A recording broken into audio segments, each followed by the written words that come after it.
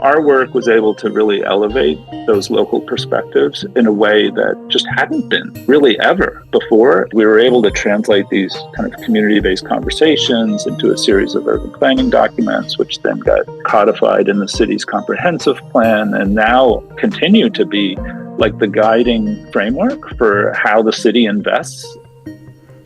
Hello and welcome back to another episode of Building Local Power DC, our current stop on our tour of cities, talking to folks on the ground who are proving what's possible when a community comes together to shape its future.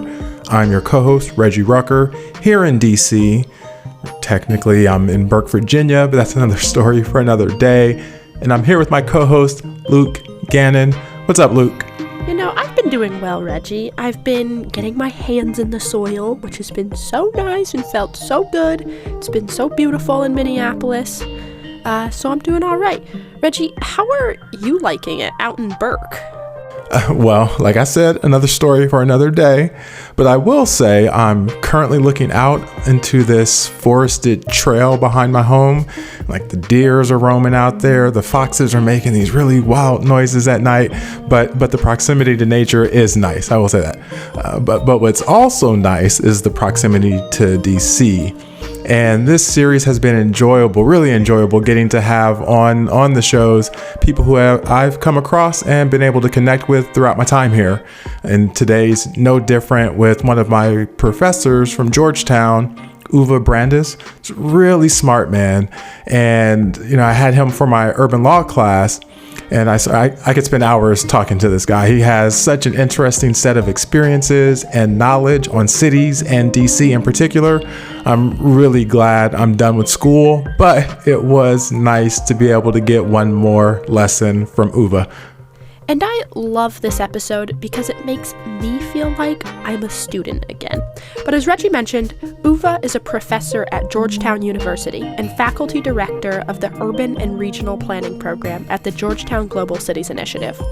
He serves as a chair of DC's Commission on Climate Change and Resiliency and has had extensive experience planning, designing, and developing buildings with community partnerships and much more that you can check out in the show notes. But first, let's jump into how Uwe got to where he is now. Here's Uwe. I have a very non-traditional professional background. In some respects, I started off in a pretty straightforward way. I wanted to become an architect. That was my first goal, professional goal, when I was growing up. And for a long time, I thought, wouldn't it be nice just to have a small architectural practice, and that would be my profession. What happened along the way, though, is I kept running into very unusual opportunities that always kind of changed how I saw myself, and certainly what I saw myself doing and how I saw myself adding value. And I've trended over time to issues always in cities, but issues that were more closely related to urban infrastructure. And so I have this kind of academic background of studying engineering, urban planning, and architecture. But I really got my start working on the Big Dig in Boston, which was this absolutely enormous urban infrastructure project that was incredibly ambitious to literally reshape the core of the city of Boston. And as a young professional, that was just so eye-opening. I mean, I just, was just amazed by the various facets of a major, multi-billion-dollar project like that. And this was back in the day before people informed themselves through the internet, back in the day when people actually watched the 6 o'clock news. So there was 6 o'clock news on TV every day and everyone watched it. And so as a young professional, I was working in this kind of civil engineering firm in the office. And then I would go home at the end of the day and watch the news. And the news was utterly focused on the project that I was working on. But the news was not about the technical aspects of the project or, the engineering of the project. The news was about neighborhoods. It was about which neighborhoods were being impacted, which neighborhoods were supporting the project, and which neighborhoods were opposing the project. And to me, that just swung the door open to an entire world of really a universe of thinking about cities, investment in cities, and how stakeholders in cities kind of receive that investment. After finishing his education, Uwe became a consultant and throughout the mid-90s worked with different cities on their redevelopment plans. In the mid-90s, market conditions were weak, so cities were trying to attract investment to grow their economies. During that time, I worked on a succession of projects that were focused on reimagining very polluted former industrial sites within cities that typically, because this is the way cities grow over time, were located on waterfronts. And so a couple of cities I worked in, New Rochelle, Glen Cove in New York, different sites within New York City. But then I spent a lot of time during that period of the 1990s working in Buffalo, New York. And Buffalo had been one of those cities that has this amazing, rich heritage of using its waterfront as kind of a core element of its economy. That's the history of the city. It was the terminus of the Erie Canal. So all of the both economic history, but also cultural history associated with maritime commerce. And that had all essentially been forgotten, literally paved over. And where Buffalo's harbor, inner harbor as it's called, was a series of parking lots that nobody ever went to. And the city had been kind of exploring ways to bring new life to that area. So my job and what I did, and I worked with the city for almost 5 years, was to really kind of think about this formerly thriving, 19th century waterfront that was basically buried under a series of parking lots. And we went through this process of engaging community, engaging all kinds of different public agency stakeholders to really cobble together a strategy that would incrementally change this part of the city over time, recapture it both in terms of the cultural history of the city, and so that people could understand and learn about the history of the city by kind of going to this amazing place, but then also leveraging that for economic development in the city. And Buffalo, certainly at the time and still today, is constantly looking for ways to grow its economy. As a young professional, Uwe became known as a person who could work on reimagining these industrial, polluted sites. Following his work in Buffalo, he moved to D.C. to work for the new administration, at the time, which was Mayor Williams.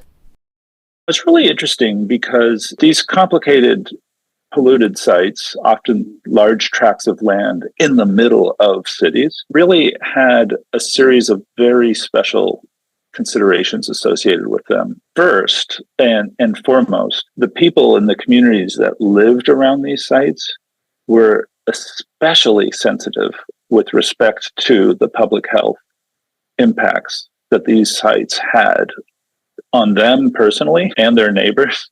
And so the urban planning process associated with these sites was directly related to a very participatory engagement strategy because of the federal laws that required this, but also just the kind of history of litigation in cities and around sites that were kind of polluted like this. And this, of course, relates directly back to kind of a larger set of considerations, really kind of like a larger set of policy considerations around long-term systemic impacts associated with the location of industrial uses in communities. And what we today in some cases, fluently describe as environmental justice. Mayor Williams had this idea of thinking about the Anacostia River, which was really widely known and widely understood and perceived as just being a very polluted river and really an extension of the city's sewer system, as a tool for reimagining the city, reimagining how people could benefit from this river and this natural corridor as part of a new economic development strategy for Washington, D.C. And so that's what got me down to Washington. So I came in the summer of 2000. Mayor Williams had been elected in the fall of 1998.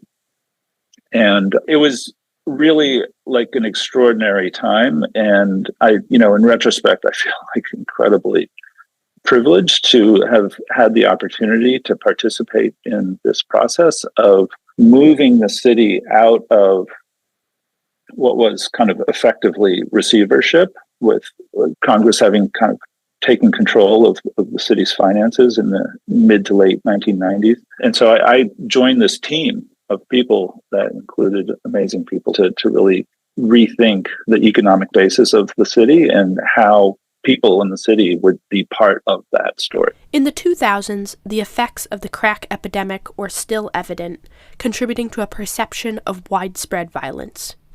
In order for new policies to be implemented, as Uwe explains, there had to be certain cosmetic relationship alignment with people in Congress.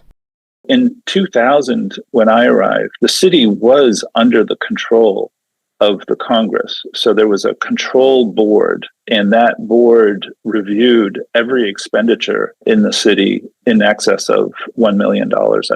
And so any major contracts that were issued by the city were all directly reviewed by this congressionally appointed control board. And, there was a sense that the city, as a municipality, as a municipal expression of governance, did not have integrity. And so there was a whole capacity building process that all of this work was a part of. And it was also very interesting. And a little bit later in 2001 or 2, the GAO actually completed a study and published this report that described the structural inequity within the city, reviewing the resources that the city had access to, the responsibilities that the city had, this kind of many special conditions associated with governing a city that also is a national capital and not seat of the national government. It was kind of like inventing the tools and applying them at the same time. And we were very lucky to have alignment of three things. And this is, I think, kind of philosophically or structurally really important. Mayor Williams had done an extraordinary job of opening the lines of communication between the city and the federal stakeholders. And so there was kind of like a political alignment that was achieved, and that was fantastic. And then secondly, and this is something that, especially for the eastern neighborhoods of the city, had not ever really happened before, and that is that there had never really been participatory planning, where land use planning, infrastructure planning was done together with citizens of the city. Washington, D.C., the kind of history of Washington, D.C. has always been about top-down, decision-making. And so one of the things that we were able to do through this focus on the Anacostia River is to actually engage citizens, neighborhood representatives, community-based nonprofits in the actual decision-making around what ended up being very, very major land use decisions of how, what kinds of uses should be organized along the Anacostia River. So that was really incredible. And then the third major issue, and one that we had no control over, but was incredibly fortuitous, is that this coincided with a time in the capital markets where people were looking to invest. And I'm a city planner, right? So I kind of think about cycles of cities and, when to do what. And it is always a special moment when there's capital that wants to come into your city. And I'm kind of using that term deliberately. It's special because it's not always good. It can be dangerous, right? But it can, if harnessed properly, it can be extraordinary. All different kinds of form of capital can be formed as part of that process. So it was a special moment in time. We had kind of more alignment in the kind of governance of, the very special governance of Washington with this kind of federal local relationship. We had kind of opportunity to engage people in the future of their communities. And then we had this, kind of tailwind, if you will, of investors wanting to invest in Washington. And so that was the kind of like basis for what we ended up calling the Anacostia Waterfront Initiative, which was this big participatory planning process that happened over a period of 3 years. And then it kind of continued on in the form of many different projects and initiatives that flowed from this initial period. There has been a long legacy of community organizing and power building in D.C. that has made the Capitol what it is today. The history of projects on the east side of the city, especially projects along the Anacostia River, especially kind of large infrastructure projects, were really the subject of an enormous amount of litigation. And I actually think this is just, great. This is a great news. And it's really kind of like an amazing legacy of citizen action and nonprofit and advocacy action. And that is, there were a couple of really seminal pieces of litigation that citizens of the city stopped the construction and the build out of the freeway system. And so there was this kind of big plan for freeways to crisscross the Anacostia.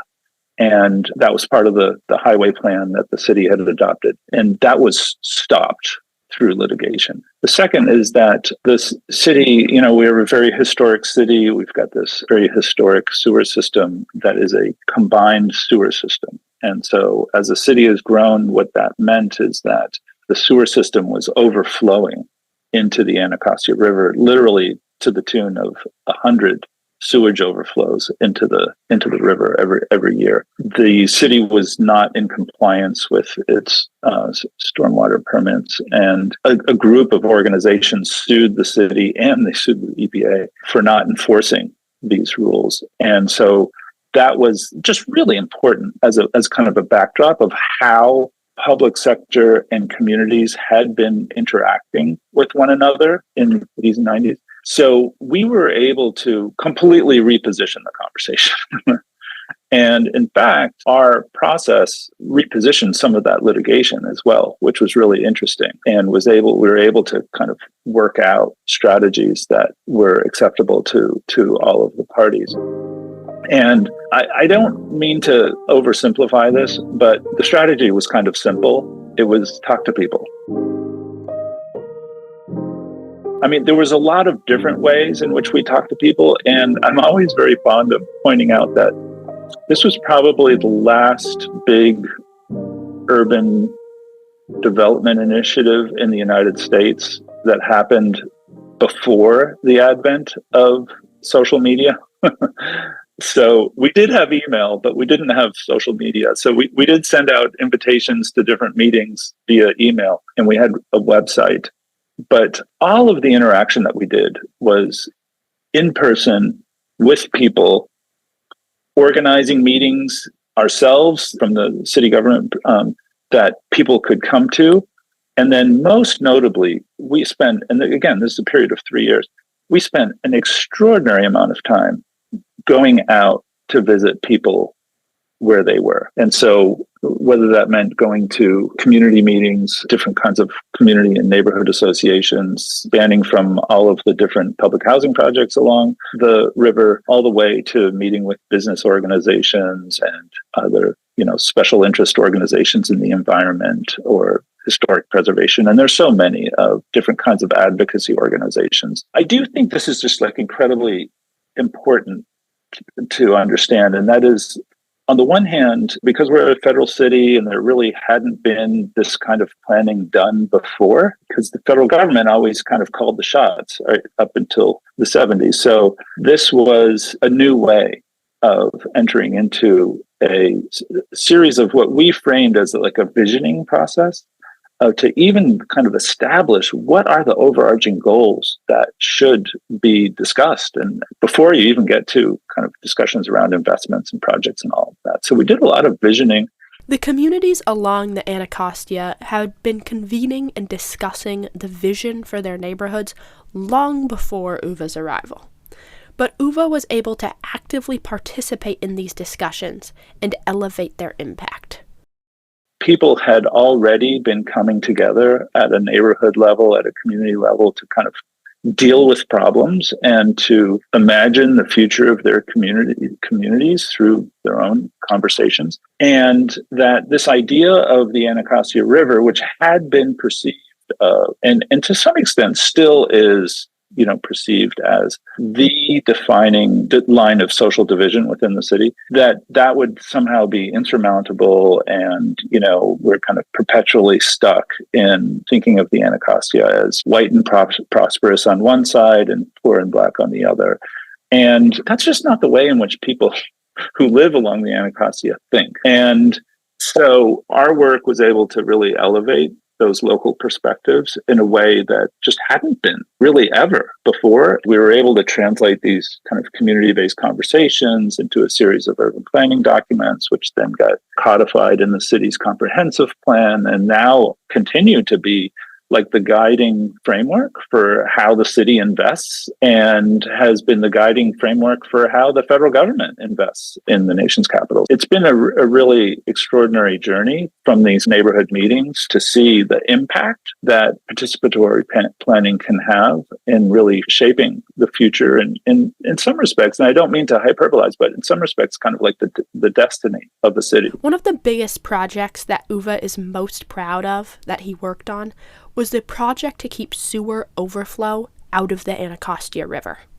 The project that I think at the end of the day is so consequential for the city, and it's largely been completed at this point, is this multi-billion-dollar investment that was made in the city's sewer system. At the beginning of this process, as I mentioned before, there were all of these sewage overflows into the river.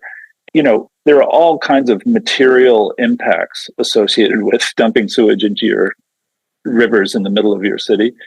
But there's also so many kind of perceived impacts and secondary and tertiary impacts associated with that. Coming out of this visioning process, the number one thing that everyone agreed on was that we've got to clean up this river and restore the ecological integrity of this river for everyone's benefit, and not for our generation's benefit. It's not like we're benefiting one neighborhood or another. This is like a multi-generational legacy project. The ultimate bill for a project was in excess of $3 billion. A significant portion of this was financed on a 100-year basis. And this speaks to a long-term vision for, an investment like this, but also when we kind of talk today about sustainability and resilience, the kind of necessary infrastructure that we need in order to live together in a city, what was called in technical terms the long-term control plan. It took an army of people to get that project done. And I know I speak on behalf of everyone who participated in that. We're all very, very proud of that. Historically, Uwe thought about local self-reliance in terms of economic reliance.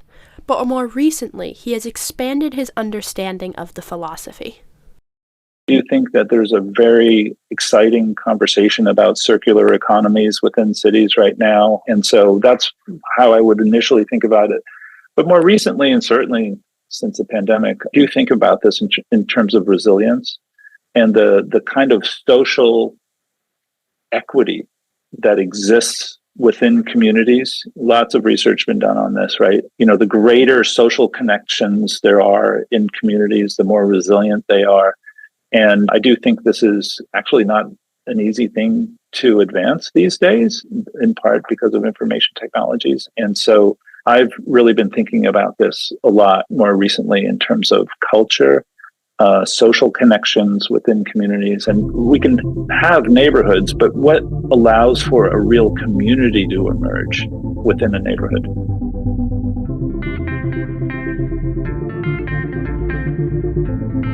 I tell this to all of my students: for anyone who's interested in cities and the life of cities and life of community, you have to read Jane Jacobs' The Death and Life of the American City. It's amazing that this book still has such relevance to us today. The book is now 60 years old, but it is the touchstone for thinking about community initiative and the kind of autonomy and integrity of communities living within cities. And, as I talk to people, and certainly my students, if you read that book and you don't come away from it kind of excited about the prospect for urbanity and diverse and inclusive, thriving communities and cities, then there's a problem. Now, this was just a fraction of the projects and work that Uwe has been a part of. So if you're interested in learning more, you could go enroll at Georgetown and take one of his classes, or check out our show notes where we link to additional resources. But seriously, this made me want to be a student again. Thank you so much for your time and dedication, Uwe.